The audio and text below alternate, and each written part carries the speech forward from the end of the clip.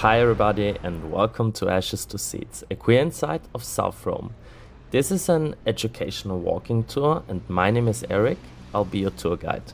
And we are going to embark together on a guided journey through South Rome's queer history. We are here actually at our starting point, the San Paolo metro station. And throughout our journey, we are going to explore powerful sides of activism, resilience and collective memory of the LGBTQIA+ community of Rome. So this tour traces how a community rose from the ashes of persecution or even the HIV crisis to plant seeds of pride, care and transformation. And you know, South Rome has always been an important place for the community, and it really hides some interesting milestones for the fight of equality and dignity. So, I would suggest, let's explore this neighborhood together, let's get it started, please follow me. And it's like white noise, brown noise. So, before we get to our first stop, we need some historical background to understand how seeds can grow out of ashes. So it was in the early 1980s that a mysterious and deadly illness began to spread, first in the United States and soon across the world. It would become known as AIDS, the virus, HIV, that disproportionately affected gay men, sex workers, drug users and trans people, groups that were already marginalized and criminalized. Here in Italy, the first cases were reported in 1982. And fear quickly turned into stigma. People surviving with HIV were treated as untouchables, and queer communities were blamed, shamed, and silenced. The media spoke of a gay plague, and therefore hospitals often refused care. Many died alone. But communities fought back. LGBTQIA+ activists, especially at places like our first stop, Circolo Mieli, became frontline responders. They were launching awareness campaigns, pushing for public health policies, distributing condoms and supporting the sick when institutions and politics failed them. They also collaborated with doctors, challenged the government and built a culture of care in the face of fear. So our first stop will be Mieli, and this was actually one of the first gay centers being active on the Italian territory. It was born at the beginning of the 80s, and Mieli has always been one of the frontliners for gay liberation and justice. It is named after the famous Italian philosopher Mario Mieli, who is best known for his work Elements of Homosexual Critique. There's no doubt that he was a young and brilliant, militant intellectual, who also published narrative, poetic and political texts. Through his work, he was able to synthesize the debates that animated gay groups, closely linking revolutionary theory to the practice of self-liberation. But the world and society he had to inhabit was too much to bear for such a genius and sensitive young mind.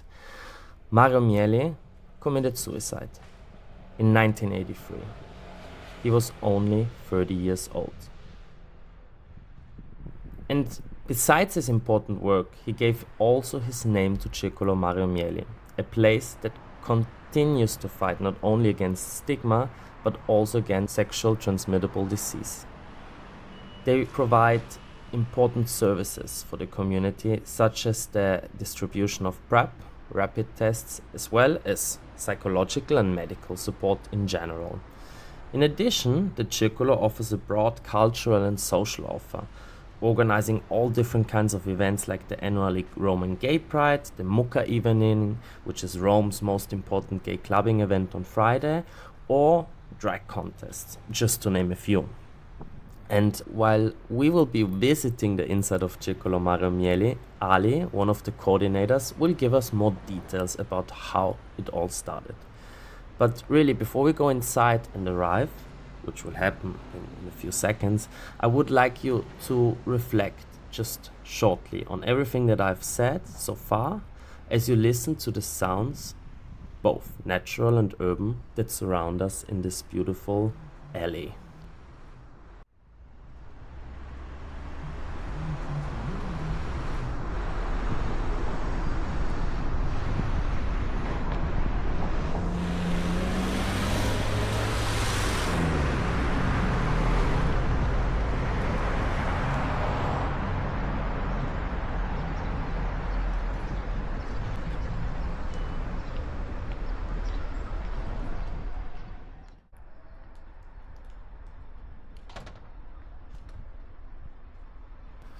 Allora, il Circolo Mieli nasce 42 anni fa, nel 1983, e nasce fondamentalmente da un episodio che scosse Roma l'anno prima, la morte di Salvatore Pappalardo, un operaio torinese gay, ammazzato di botte a Monte Caprino, che era un luogo di incontro, di battuage, di prostituzione, di incontro, eccetera. Diciamo che quella fu un po' la scintilla che mosse i pochi collettivi romani che c'erano a unirsi, a creare questo movimento unitario omosessuale romano e a fare varie manifestazioni durante quell'anno. Questo movimento cambiò nome l'anno dopo e nell'83 nasce il Circolo Mario Mieli. Nasce proprio come circolo piuttosto che come collettivo per creare qualcosa di diverso rispetto a quello che si era visto negli anni 70. Quindi diciamo che nasce un po' su questi pilastri. Uno è la voglia di uno spazio sicuro e quindi non dover per forza andare in questi posti rischiando di essere ammazzati o comunque di essere pestati, eccetera. E quindi una parte è proprio la voglia di un posto sicuro dove incontrarsi, dall'altra stava scoppiando la pandemia dell'AIDS, quindi subito questo circolo fu una delle prime associazioni in Italia a occuparsi di HIV, a collaborare con lo Spallanzani, con l'Istituto Superiore di Sanità, col Ministero, a creare una coorte di studio con una quarantina di persone, quindi fu proprio ad attivarsi subito. E poi c'è la parte culturale, quindi c'era anche proprio il bisogno di mantenere la cultura queer di quegli anni e quindi uno spazio. Infatti la biblioteca nasce un po' subito, non il centro di documentazione un po' dopo, ma la biblioteca nasce subito insieme al circolo, quindi nasce un po' su questi tre pilastri ormai 42 anni fa. Poi questa sede è stata occupata un paio d'anni dopo, nell'85. Ah, questo volevo Sì. se questa era sempre la sede È stata itinerante per un paio d'anni Ah. perché si è chiesta l'assegnazione di una sede al comune e mai data, e quindi prima si era ospiti della CGIL, del Partito Radicale, di qua di là. Nell'85 si arriva qui, questo posto viene occupato perché era abbandonato, era un posto dell'ex Radio Marina. Ok, quindi era della radio militare italiana che si occupava di varie missioni come quella al Polo Nord, eccetera, eccetera. Fu occupata dai nazisti durante gli anni 40, poi successivamente abbandonato. Quindi già c'erano delle associazioni che usavano questi spazi e alla fine anche adesso ci sono altre associazioni oltre noi. Si è deciso di occupare questo posto nell'85 con vari problemi, perché comunque ci vollero 10 anni per l'assegnazione ufficiale dal comune di Roma, problemi con i vicini, perché poi insomma nel periodo dell'HV, quello pesante, c'era proprio la paura dell'untore, quindi vedere tutti i gay che passavano di qua, che entravano nel condominio, perché qui affacciamo su un condominio privato, metteva paura. A un certo punto negli anni 90 che mettono una recinzione di metallo per dividere le cose, perché l'ingresso non era questo, era un altro, e finché appunto venne spostato l'ingresso qui dove lo vedete adesso, tanti anni dopo, insomma si sono un po' riappacificate le cose. Però sì, questa sede nell'85-86 viene occupata perché scoppia proprio in quegli anni. La comunità queer all'inizio, proprio agli inizi, la vide anche come un complotto, come un qualcosa che non esisteva, ma era stato fatto per attaccare i gay, perché comunque all'inizio ci furono quei 3-4 casi negli Stati Uniti in cui alla fine qualche medico si rese conto che erano tutti gay e quindi no, iniziò lo spauracchio dei gay portano l'AIDS, anche se ancora non si conosceva, non si sapeva fosse AIDS, eccetera, eccetera. Portano questo virus. Poi però furono anche i primi a rendersi conto che la malattia era reale, che colpiva soprattutto la popolazione omosessuale, almeno nel mondo occidentale era soprattutto la popolazione omosessuale, e furono i primi ad attivarsi. Cioè proprio un momento in cui non solo il circolo ma altre realtà vanno a parlare con il ministro della sanità De Can nell'82-83 all'epoca, e questo ministro disse vabbè, ma ci sono 70 casi, non è un'epidemia. 3 anni dopo era la maggiore causa di morte per i giovani in Italia, la DS, quindi insomma era proprio, le associazioni fecero di tutto per portare l'attenzione su questo, ma furono per tanti anni, fino all'89-90, quindi una decina d'anni, le associazioni furono da sole a combattere l'HIV, con le poche istituzioni, lo Spallanzani e qualche altra istituzione che aiutava, però diciamo che lo Stato se ne prese cura solo nell'89-90, cambiando 2 ministri nel frattempo. Quindi sì, uno dei pilastri è proprio l'HIV, anche adesso uno dei pilastri delle cose che facciamo. So, welcome back outside. I would like to share some more information. And, globally, the AIDS crisis claimed over 40 million lives. And in Italy, tens of thousands died. Yet, the epidemic also sparked a wave of resistance.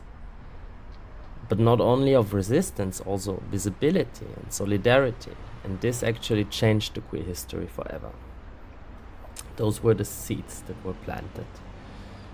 And today, under the Trump administration, devastating cuts to the PEPFR program, which is the President's Emergency Plan for AIDS Relief, are pushing us a step backward, while people, especially in the global south, continue dying from a virus we have long known how to prevent and treat.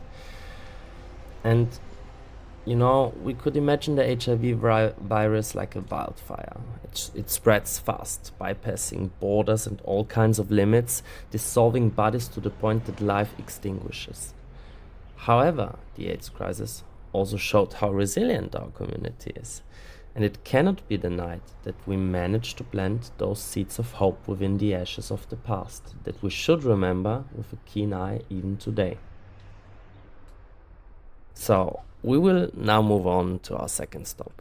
It will take us 3 to 4 minutes, and I would like to invite you to use them to meditate on everything we've seen and heard so far.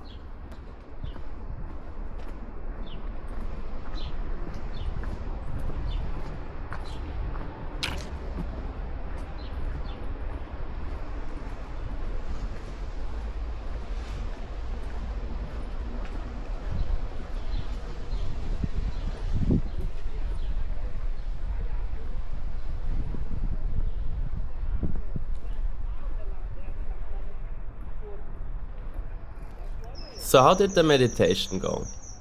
I hope you all find yourself well and that it helped you elaborate everything that we heard and saw so far. We are now getting closer to our second stop, located in Via Tessalonica. It is a big street artwork called Outside In, which was planted on one of the walls of the Technical Institute Amelini. Covering an area of 250 square meters, it is huge. Outside In was done by the Dutch street artist Judith de Leroux, more commonly known as GDL, as this is her artist's name. The motif aligns perfectly with the topic of our tour, as it remarkably represents the seeds planted in the past that keep growing into what is Rome's LGBTQIA+ movement today. An interesting fact is that the artwork itself helps to improve the local environment, because the color used functions as what we call mangia smog in Italian, literally smog eater. It filters the smog out of the air, and by doing so it manages to absorb the pollution produced by 53 gas-powered cars or 40 diesel-powered cars. And now that we are getting closer to Outside In, I would like to share the history behind it.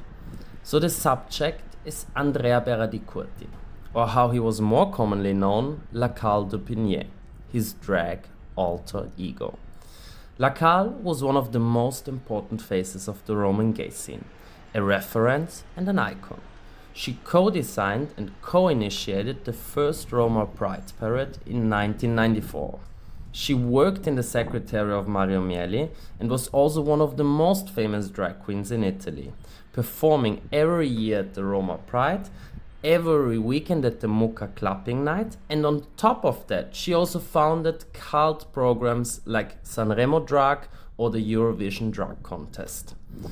After her death, this artwork was done in her memory, also thanks to the initiative of Circolo Mario Mieli.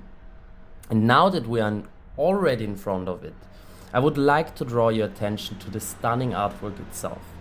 The artist's choice was to present the two faces, or the two souls of Andrea and Karl.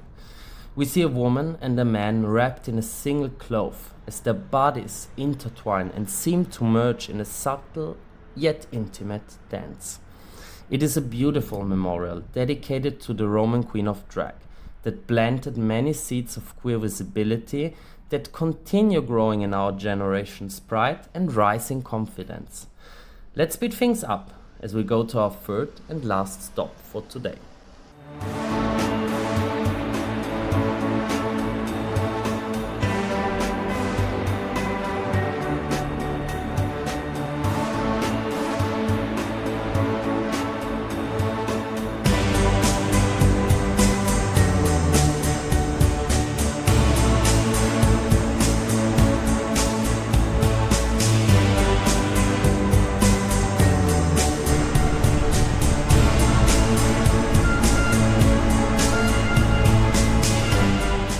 So we are now getting closer to our third and last stop, and we are actually in the heart of the neighborhood Ostiense. So it's a different neighborhood from San Paolo, and we are just in between the metro station Piramide and the ancient city gate built around 300 common area.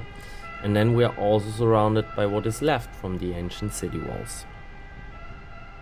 But beneath the gaze of history and the modern chaos surrounding us, this spot holds a powerful message, a silent cry against violence and a symbol of queer visibility and resilience. From 1933 to 1945, thousands of LGBTQIA+ people across Europe were persecuted by Nazi and also fascist regimes. Gay men were especially targeted under Nazi law. Over 100,000 were arrested, around 50,000 convicted, and up to 15,000 deported to concentration camps. Many died from forced labor, torture, or medical experiments. Lesbian, trans, and gender-conforming people were also criminalized, often labeled as asocial or deviant. They were facing surveillance, imprisonment, exile, and violence. In fascist Italy, thousands were sent to remote islands. Insane, like they were sent just, out of sight. You could do some research on it, it's really interesting. And then in Franco Spain, many were jailed well into the 1970s. So the exact number of victims is still unknown. But what is certain is that thousands were silenced, erased, and forgotten, simply for who they were and who they loved. At this exact spot, for over 20 years, Tutti Potenziali Bersagli, all potential targets, which is the name of this installation, has reminded passers-by daily of the horrors of the Nazi extermination. Its history is also unique, because it was inaugurated on the 50th anniversary of Italy's liberation, and it was the third monument in Rome to be funded entirely by grassroots efforts. And this actually then led to several calls for its removal. Today, the monument is part of Rome's artistic heritage and has been at the center of various commemorative events over time. It features 5 symbols, simultaneously representing the will to remember all persecuted minorities. We have the Star of David for Jews, the pink triangle for homosexuals, the brown triangle for Roma and Sinti people, the blue triangle for immigrant dissidents, and then the red triangle for political opponents. And today, in the face of rising global fascism, we are once again vulnerable, and perhaps sooner than we think, potential targets ourselves. So, coming to the end of our journey, of our educational walking tour, I would like to close this tour with an invitation to stay attentive, to stay alert, and to notice the quiet signs of hatred and division as they once again penetrate our society, and to answer them with what they cannot withstand, which is love, and still more love. So may we care for our bodies and our minds, but also for those of others, as we step together into a future that is uncertain, yes, but also bright. And together we will keep planting seeds of love. Thank you so much for your presence and your attention.